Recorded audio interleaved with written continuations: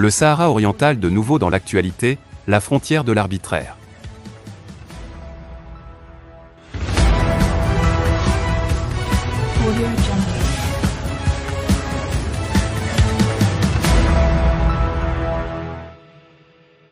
Plus que sa partie occidentale, le versant est des provinces sahariennes de l'ancien empire chérifien et le véritable nœud gordien de la discorde frontalière maroco-algérienne. Le temps est-il venu de rouvrir le dossier? Même au Maroc, Madame Bahija Simou ne fait pas partie des personnalités publiques les plus en vue. En cette fin du mois de février 2023, la directrice des Archives royales voit toutefois son nom fleurir dans les médias algériens, et pour cause, ses déclarations faites, le 21 février 2023, au Forum de la MAP, événement qu'organise régulièrement l'agence Maghreb Arabe Presse, MAP, sur la marocanité historique du Sahara dit oriental, qui correspond, grosso modo, à l'actuel sud-ouest de l'Algérie. Proche du renseignement militaire, le quotidien Echorouk a par exemple accusé une escalade dangereuse du régime du Makhzen marocain. Pour le dit média, Madame Simouna, ainsi, pu s'exprimer sans le feu vert préalable des sources de prise de décision du Makhzen, et il n'est pas sans y voir une tentative de détourner l'attention de la rue marocaine face au coût exorbitant des denrées alimentaires de grande consommation en allusion à l'inflation que connaît actuellement le Maroc. Mais ce sont aussi les citoyens algériens lambda qui se sont ralliés à la campagne contre la concernée. Parmi les internautes de la voisine de l'Est, la phrase « Abin Yaklouna », c'est-à-dire « ils veulent nous dévorer » dans l'arabe dialectal du pays, est notamment reprise en hashtag et se voit même associée à des revendications de territoire que le régime lui-même reconnaît pourtant comme étant marocain, à savoir tout l'est du fleuve Moulouya. Preuve s'il en fallait une autre, au passage, que la junte a bien réussi à retourner l'opinion publique et convaincre cette dernière que son problème était moins l'état militaire, contre lequel elle avait pendant près d'un an, à partir de février 2019, manifesté par le biais du mouvement de protestation du Irak, que le Maroc. Pourtant, le propos de Madame Simou ne comporte, dans le fond, rien de scandaleux, et il est évident, à ceux qui ont daigné visionner son intervention au forum de la MAP, qu'il avait, en premier lieu, une valeur scientifique, répondant à la question d'un journaliste, elle n'a, en fait, fait qu'indiquer que les archives royales confirmaient, par le document, la souveraineté du Maroc sur l'ensemble de son Sahara original, et pas seulement son versant occidental incluant l'Oued Noun, la Sakia Lamra et l'Oued Edab. Et qui plus est, ce n'est pas la première fois qu'elle le dit, dans la mesure où, historienne prolifique, elle adore et déjà consacré de nombreux ouvrages à la question, dont sa fameuse trilogie sur le Sahara marocain à travers les archives royales. Chercher la petite bête. Tout simplement, on dira qu'on est en train de lui chercher la petite bête. Mais il faut dire aussi que, dans une certaine mesure, la chose se comprend. Dans l'interview qu'il nous accorde, l'historien français et spécialiste de l'histoire de l'Afrique, Bernard Lugan, souligne bien le fait que les dirigeants algériens savent bien au fond d'eux-mêmes que leur position est historiquement intenable, et que, partant, s'ensuit un délire obsidional qui fait que même lorsque le sujet n'a aucunement trait à ses frontières actuelles, l'Algérie se prend à se sentir visée. Réactions hystériques. Le prédicateur islamiste marocain, Ahmed Ressouni, en avait, à titre d'exemple, fait les frais.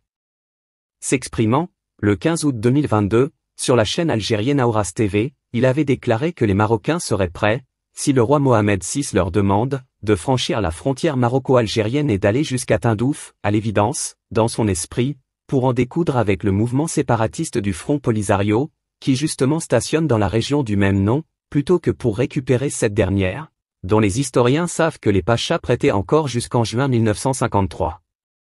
Allégeance au sultan du Maroc. S'en suivront, dans la foulée, de nombreuses réactions hystériques au sein des canaux médiatiques officieux, le journal électronique Algérie Patriotique, propriété de l'ancien chef d'état-major Khaled Nezzar, poussant le ridicule jusqu'à taxer M. Ressouni de mufti du Makhzen et de porte-voix officiel du régime de Rabat, alors qu'il est de notoriété publique que sa collusion avec les frères musulmans le place plutôt dans l'œil de mire du dit Makhzen. Également pris en grippe par l'association des oulémas musulmans algériens, M. Ressouni doit, au final, renoncer le 28 août 2022 à la présidence de l'Union internationale des oulémas musulmans, dont il avait depuis novembre 2018 la charge.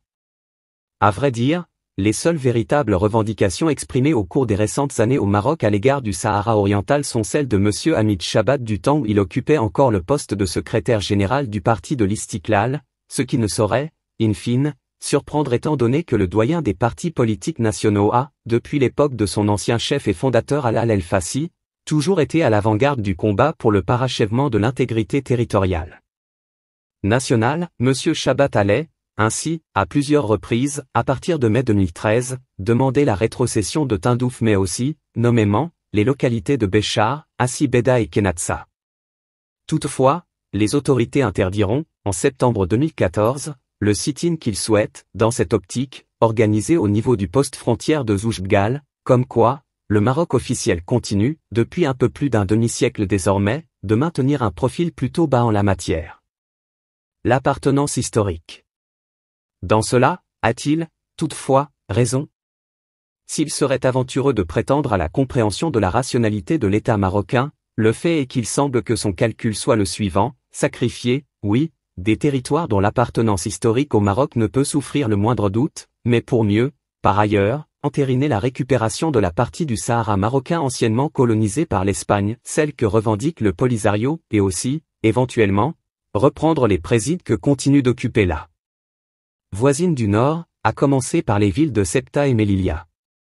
C'est dans cet esprit que le roi Hassan II semble avoir, déjà, pris sur lui de se plier, par le biais de la Convention du 15 juin 1972, au tracé hérité de la colonisation française, s'étant promettant de ratifier le texte. Il ne le sera jamais que 3 ans plus tard, en juillet 1975, le défunt monarque arrache à un certain Abdelaziz Bouteflika, à l'époque ministre des Affaires étrangères de l'Algérie, son soutien aux revendications du Maroc sur la Sakia El Amra, avant que le président algérien, Ouari Boumedienne, ne prenne, illico, soin de le désavouer. Propagande algérienne. Il faut toutefois préciser que derrière la convention dite relative au tracé de la frontière d'État établie entre le Royaume du Maroc et la République algérienne démocratique et populaire, il y a aussi, en filigrane, le calcul d'épicier du général Mohamed Oufkir, qui préside alors la commission mixte pour le bornage et est surtout en passe de perpétrer sa fameuse tentative de coup d'État d'août 1972, à l'encontre de l'avion Boeing 727 de Hassan II, comme le détaille l'historien Mazouzi dans son ouvrage Un demi-siècle pour l'intégrité territoriale paru en 2004 chez l'imprimerie El Marif Al-Jadida. L'enjeu d'Oufkir était la liquidation des dossiers frontaliers pour s'assurer la protection algérienne. La bonne volonté du Maroc, ou plutôt celle, pour reprendre l'expression de Hassan II dans son autobiographie Le Défi, de préférer un voisin fort et amical à un voisinage hostile et rancunier, n'y a, en tout cas, rien fait, et alors que le différend autour du Sahara marocain s'en trouve à sa 48e année, l'Algérie continue plus que jamais de financer, abriter, armer et soutenir diplomatiquement le Polisario.